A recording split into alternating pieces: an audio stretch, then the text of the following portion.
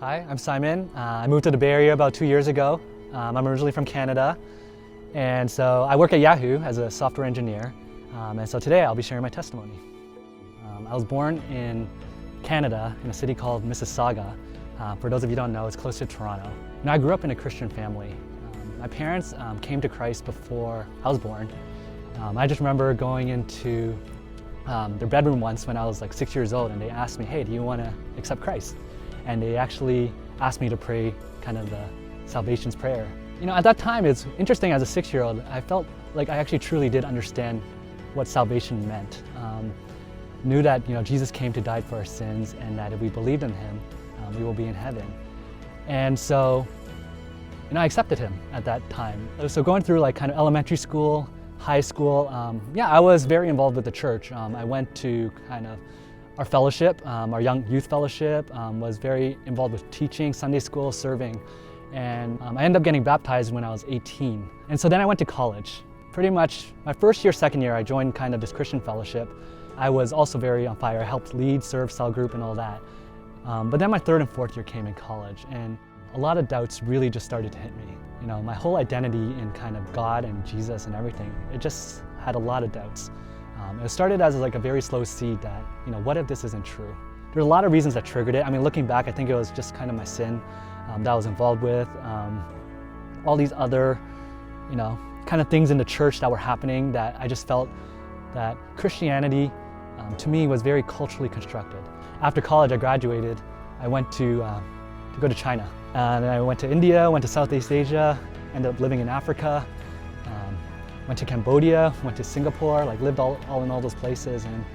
And when I tell people that, I went all traveling and did all this stuff, a lot of it, what everyone will always say is like, "Oh wow, you're so adventurous," and all that. But the truth really is, I was lost and I was afraid. I was afraid of the future, of where this will take me, where life will take me, really. Took me to all these places, and I found myself in Seattle after several years of doing that. I went to Seattle about maybe 5 years ago.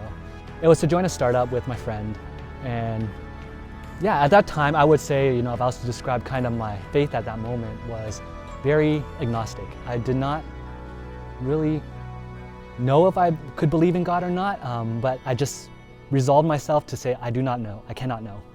It's just the world is too complicated, life is perhaps too complicated. There's just too many cultures and too many competing ideologies and such. But I think by the grace of God, luckily I used to live in Seattle before, and I had a lot of friends that were still, they belonged to the church and they Christian. And so they invited me to kind of church events and to kind of come back out. They asked me to go to a church retreat, a winter retreat.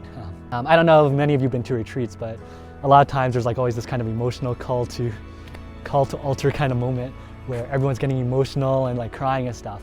And I was completely the opposite. I was like, oh man, these people are totally whacked and totally high on everything. But then I heard something, and I heard a voice. And it wasn't kind of this loud booming voice. It was a very it was a whisper, and it was a prod. And it says something like this: "Simon, I know you, no matter what you do and no matter how much you go at it, you'll never come to believe.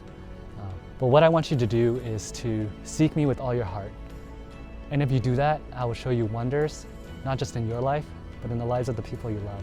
And no matter where you go and no matter what you do, I'll give you unimaginable strength and courage." I heard that and I said, I'm just totally imagining it. It's all in my head. But part of me it was so different than kind of the voices that were going in my head.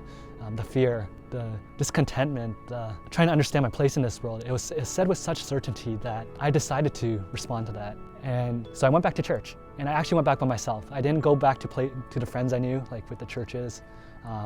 I decided to join small groups and Bible studies and all that to really understand who God was. But it's funny how God really works, because I feel, throughout this whole time that I was seeking, I think things had to get worse before they got better.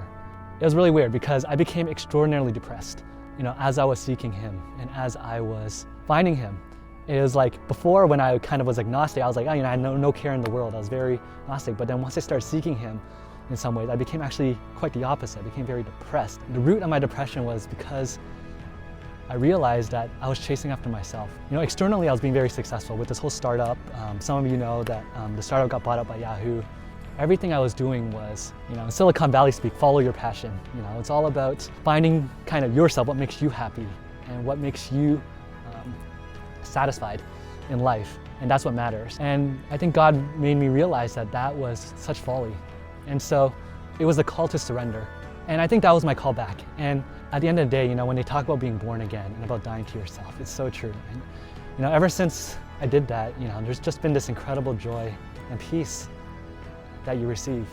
I can't explain it. I can't quantify it scientifically. I can't describe it, but it's just this incredible joy and peace that He gives you. No matter where you are in life, He loves you and He loves all of us. If I was to encourage kind of Berean, this is why I became a member. I truly believe in Berean, and I truly believe in all of you that this can be a church that really differentiates itself, that truly loves God above all else, and that truly loves each other above all else.